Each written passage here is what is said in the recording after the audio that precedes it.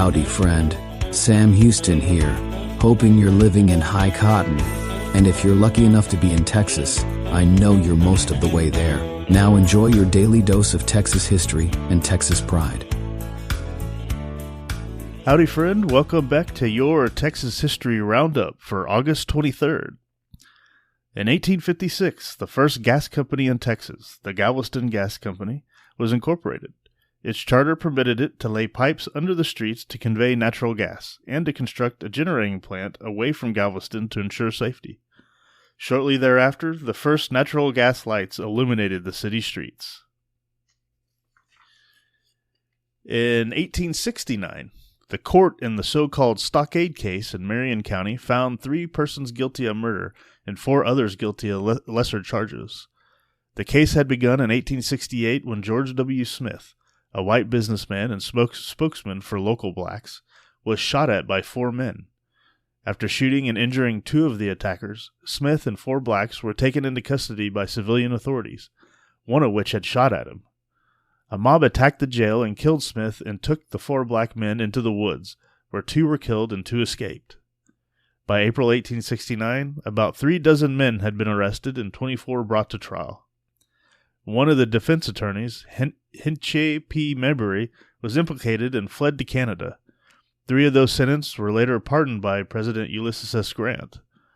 Others convicted of murder received life sentences, but it's unclear if anyone went to prison.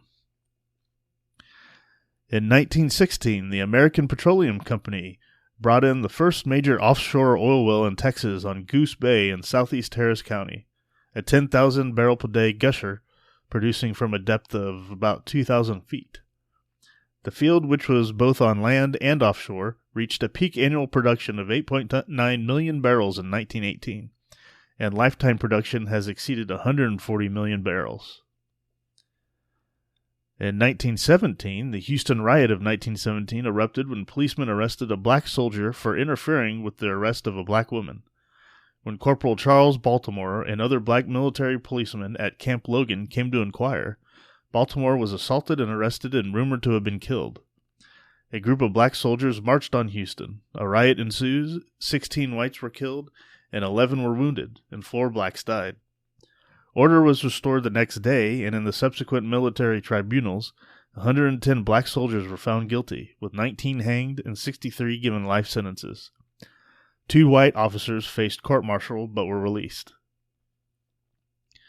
In 1937, at Wright-Patterson Air Force Base, Captain Carl J. Crane and 2 assistants made the world's first fully automatic landing with instruments Crane designed. He was born in San Antonio in 1900, and, as a 10-year-old, had witnessed the first experimental flight at Fort Sam Houston, a Pusher-type 25-horsepower Wright Brothers biplane. In 1929, he co-wrote the first manual for instrumental flight. He died in San Antonio in 1982. And that, my friend, is your Texas History Roundup for August 23rd. Thanks so much for listening, and you have a good one.